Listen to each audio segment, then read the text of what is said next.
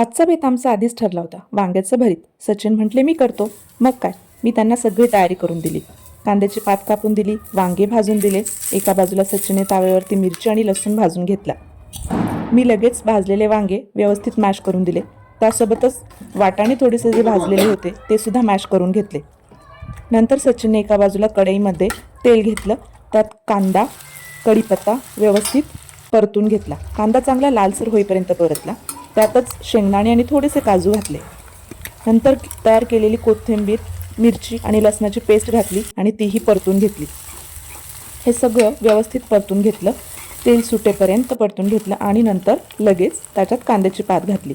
कांद्याची पातसुद्धा व्यवस्थित परतून घेतली, जेणेकरून तिचा रॉनेस कमी होईल आणि ती व्यवस्थित शिजली जाईल.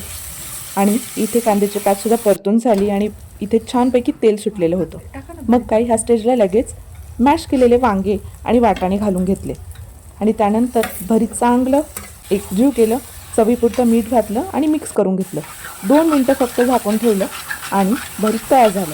मग काय, आज भाकरी तयारच होत्या. लगेच ताट करायला घेतलं. बाजरीची भाकर, नाचणीचा पापड, वांग्याचं भरीत आणि पातीचा कांदा. आहा, म्हणजे काय मेजवानीच. Thank you for watching.